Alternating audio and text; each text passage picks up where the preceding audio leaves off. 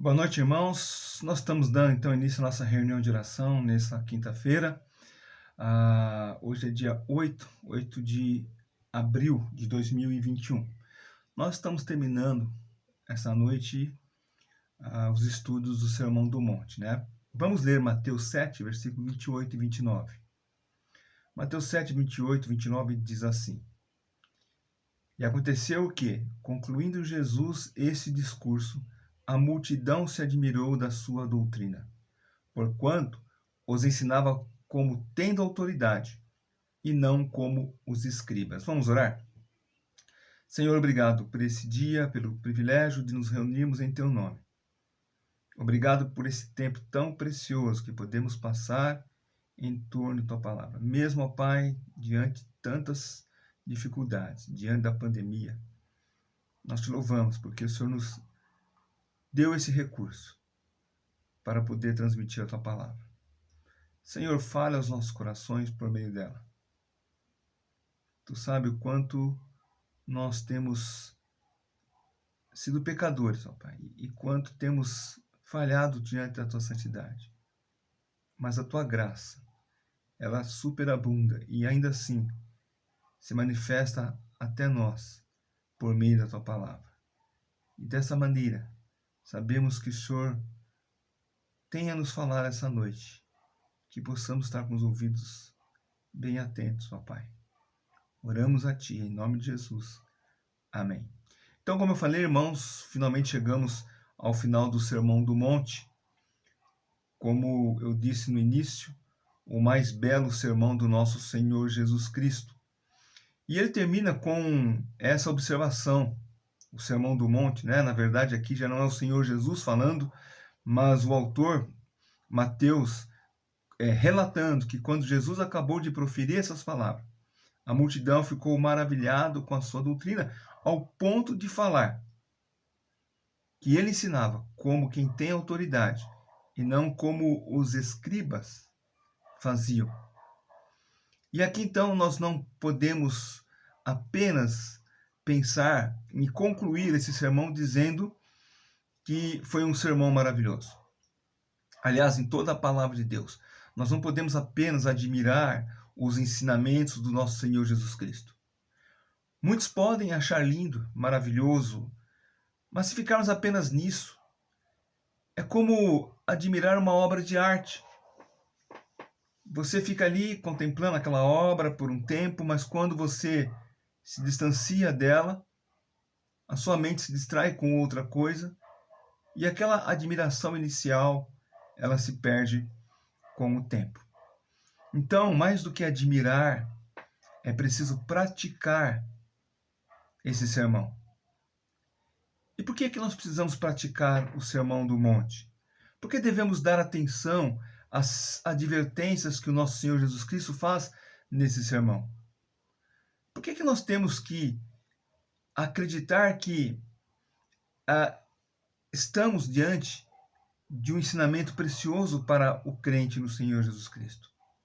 Por que dar atenção a esse ensinamento? Bom, a menos que estejamos querendo moldar nossas vidas de acordo com o padrão do Senhor Jesus Cristo, nós vamos realmente dar atenção. Agora, se não queremos realmente moldar nossas vidas de acordo com o padrão do Senhor Jesus Cristo, nós não vamos querer praticar os ensinos do Senhor Jesus Cristo. Se nós não queremos e não desejamos, talvez a esperança da salvação não está em nós. Como vamos enfrentar a face do nosso Senhor Jesus Cristo se nós não tivermos como crentes nele o desejo de cumprir os seus mandamentos, de cumprir as suas palavras? Então, por isso é importante, mais do que admirar, aplicar o Sermão do Monte em nossas vidas. Encontramos nesses dois últimos versículos a razão do porquê devemos praticar. Por que nós devemos praticar, por exemplo, os ensinamentos do Senhor Jesus Cristo e não de Allan Kardec, de Buda, de Maomé ou de um grande filósofo? Porque justamente o sermão do Senhor Jesus Cristo, a palavra do Senhor Jesus Cristo, nós devemos praticar. E a resposta é justamente porque ele tem autoridade. Quando nós olhamos o Sermão do Monte como uma mensagem integrada com um todo, e não isoladamente, não fragmentada, não apenas admirando a beleza das palavras de Jesus Cristo, ou sobre a maneira perfeita de que o sermão está estruturado, ou ainda com os quadros ilustrativos que o Senhor Jesus Cristo empregou no sermão, quando deixamos apenas de admirar o extraordinário equilíbrio que encontramos em todo o texto, e não ficamos apenas na admiração, então sairemos da admiração para a prática do ensino do nosso Senhor Jesus Cristo. Devemos considerar mais do que um ensino moral, ético e espiritual, mas uma advertência na qual nos impulsiona a chegarmos mais próximo da pessoa do Senhor Jesus Cristo. E, acima de tudo, estar ciente de que quem proferiu tal sermão é alguém revestido de autoridade. Como eu disse, não é um qualquer, não é um nome notório da história da humanidade, mas é o próprio Senhor Jesus Cristo. Não foi um mero orador, um grande poeta. O próprio Senhor Jesus Cristo, o Deus encarnado, ele veio e nos falou por meio do Sermão do Monte. Então, a razão a darmos ouvido ao ensino do Senhor Jesus Cristo é que o orador é a única pessoa que possui autoridade para fazê-lo. A autoridade e a sanção do Sermão do Monte deriva-se do pregador, a pessoa bendita de Deus, falando por meio desse sermão. E ele nos chama a atenção à sua própria pessoa, Jesus Cristo. Quando diz, eu porém vos digo, várias vezes nós vimos ele falando assim. Ele está chamando a atenção para si mesmo. Ele está dizendo, quem está falando sou eu. Somos levados a olhar para o próprio Senhor Jesus Cristo como aquele do qual desejamos seguir os seus passos. E então, nenhum valor haverá, nenhum benefício haverá se apenas admirarmos a estrutura do texto, a eloquência de quem proferiu tais palavras. Aquelas pessoas que estavam ouvindo o sermão do Senhor Jesus Cristo, ao vivo ali, elas não admiraram o sermão em si, mas admiraram, como o texto que nós acabamos de ler, aquele que proferiu tais palavras. Note que eles disseram que Jesus ensinava com autoridade, não como os escribas. Quando o Senhor Jesus Cristo se dirigiu ao povo com grande autoridade, e não como os religiosos, o povo percebeu isso. E muitas vezes, o Senhor Jesus Cristo falou na frente de escribas, fariseus, e o povo percebeu a diferença da sua mensagem.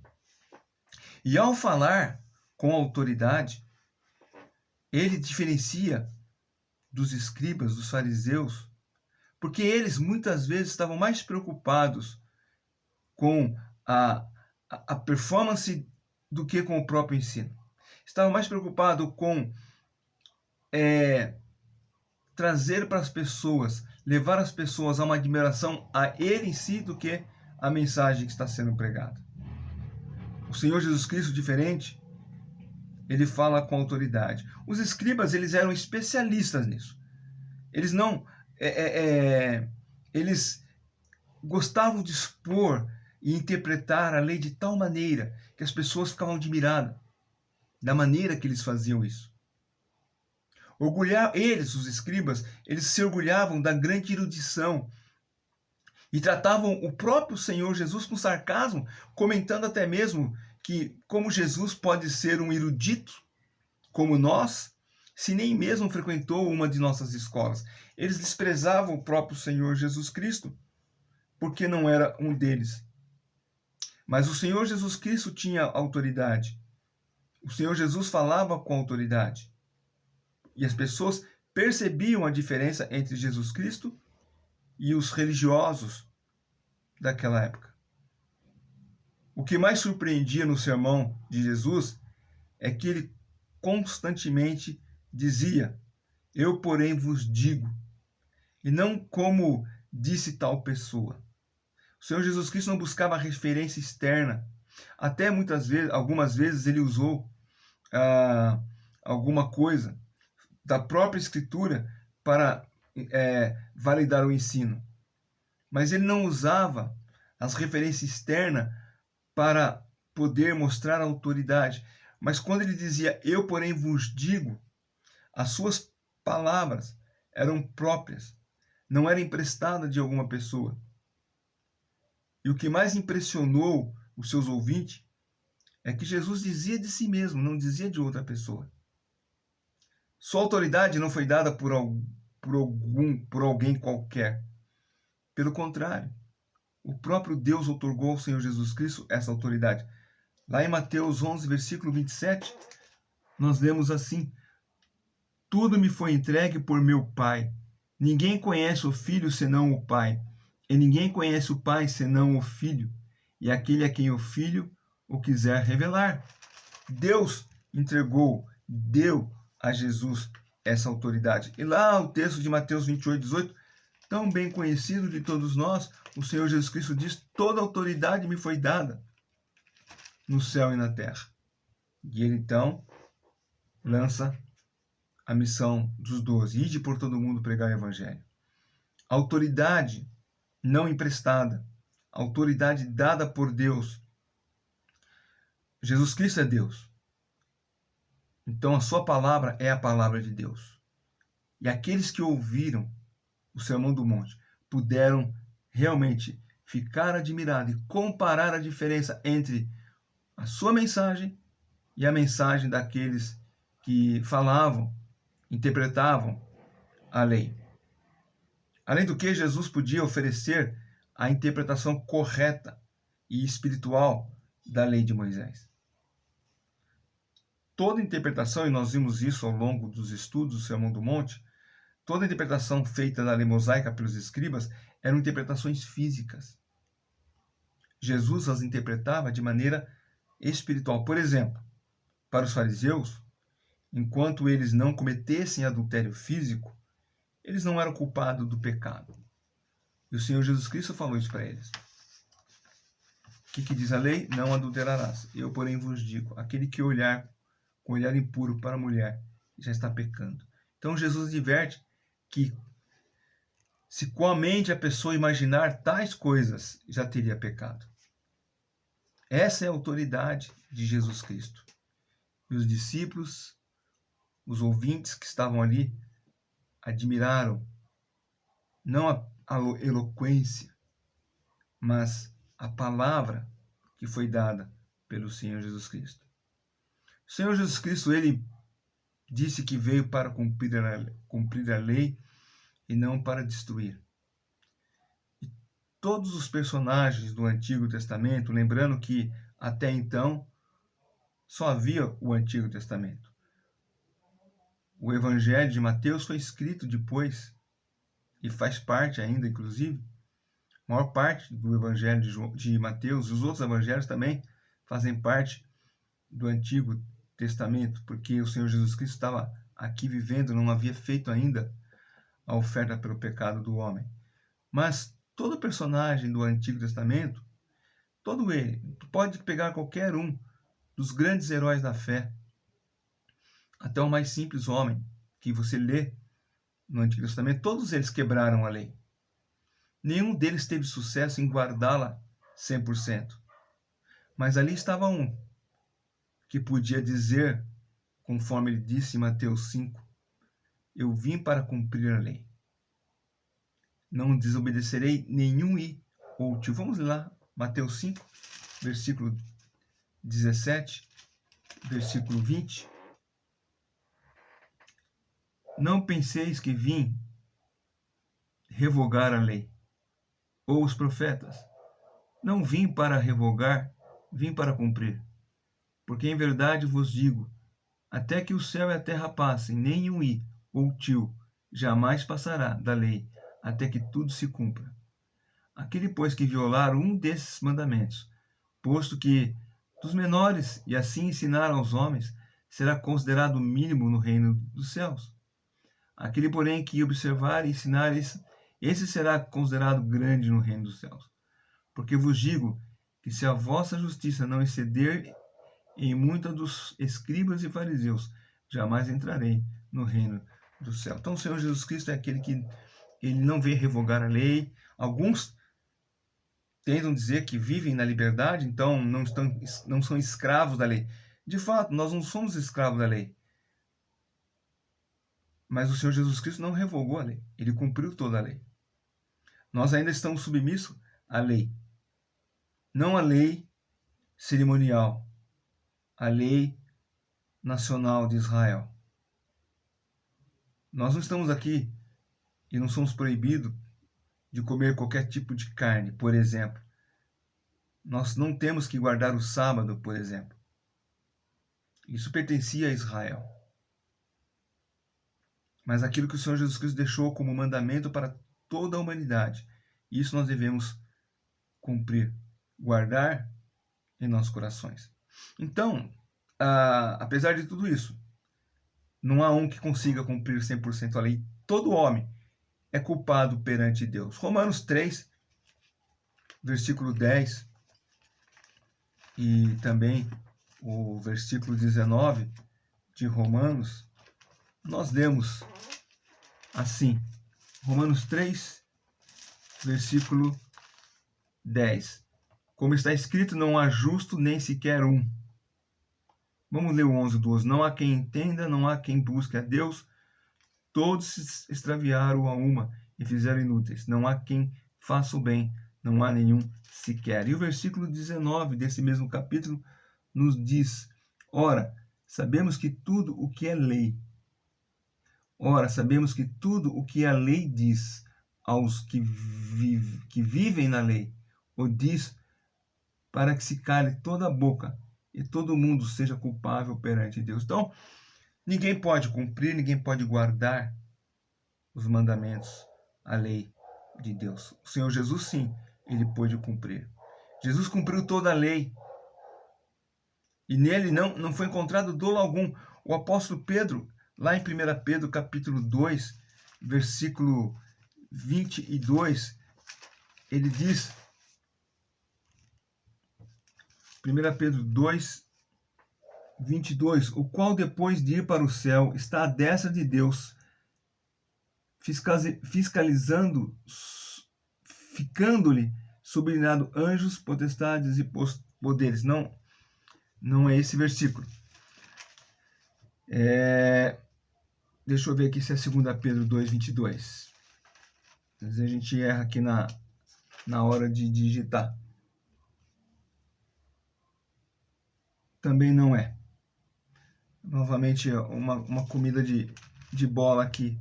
Mas o apóstolo Pedro, ele diz que não foi encontrado nenhum dolo no Senhor Jesus Cristo.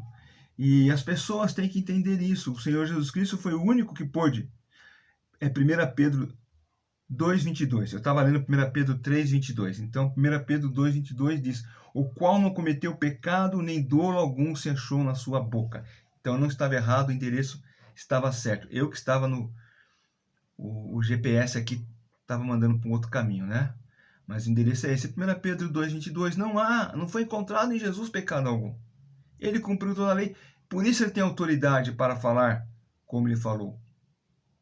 Jesus não apenas afirmou, mas cumpriu toda a lei. A autoridade não podia e não pode ser colocada em dúvida. A autoridade de Jesus Cristo não pode ser colocada em dúvida porque ele cumpriu toda a lei.